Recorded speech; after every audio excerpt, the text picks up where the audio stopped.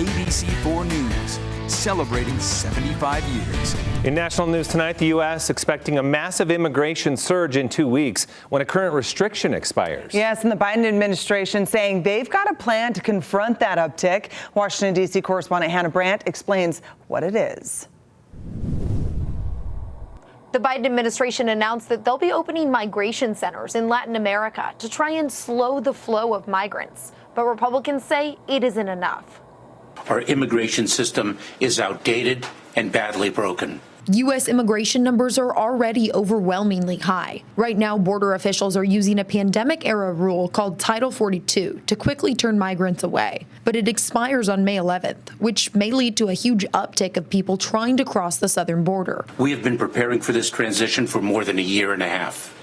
Notwithstanding those preparations, we do expect that encounters at our southern border will increase. On Thursday, Homeland Security Secretary Alejandro Mayorkas announced the U.S. will be opening new migration centers in Colombia and Guatemala. The centers will share information about legal immigration options and discourage dangerous trips to the southern border. It's an approach focused on making migration more safe, orderly, and humane, and on advancing the interests of the American people. The Biden administration also says they're speeding up processing for asylum seekers and cracking down on human smuggling. But Republicans are sharply criticizing their efforts. What President Biden and Secretary Mayorkas are doing are doubling down on the failed policies that created this problem. Now House Republicans are introducing a package of legislation to step up border security efforts and make it harder for migrants to apply for asylum. The time to act is now, and Republicans must lead this fight.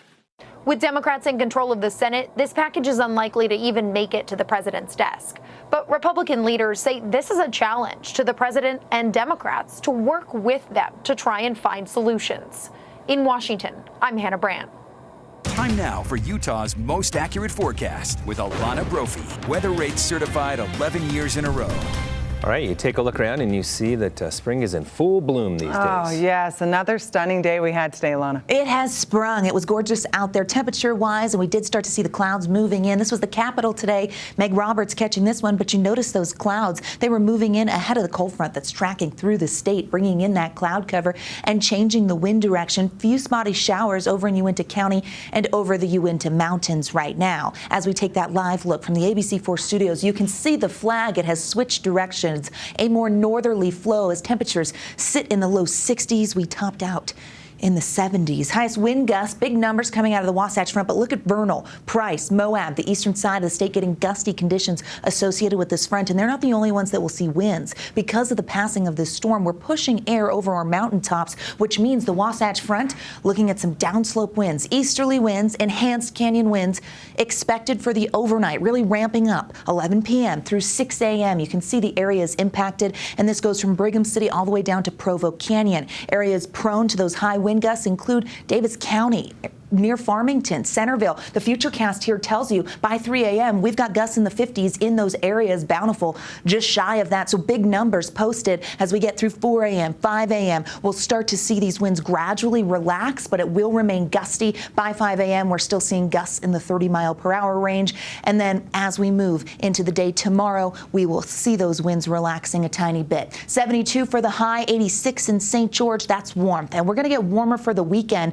That brings some concerns. This is video tonight of the Weber River. Those cameras put up by the state, keeping us in the know. Here are a few areas that we're going to watch as we warm up over the next week. That does include the Weber River towards Plain City, the Provo River near Woodland. All of these areas expecting significant rise as we get through next Friday. Ogden, City Creek, and Salt Lake and East Canyon near Jeremy Ranch. So the Wasatch back, going to see that rising as we get through next week. Long Range Futurecast takes us through what's going on. We've got an area of low pressure to the east of us. It's going to move out of the way. High pressure is a clockwise flow. Northerly winds on deck for tomorrow, and we're going to see temperatures just slightly cooler. Then high pressure's driving the bus. We warm up, and we warm up quickly. That's going to move to the east, and we will get cloud cover and southerly winds, which help crank temperatures as we head into next week. Regional forecast showing those 60s, 68 in Moab, 82 in St. George. As we look at the next 7 days in Washington County, we've got sun and some winds. How about the the 90s. Who hauled up those? They're going to stick around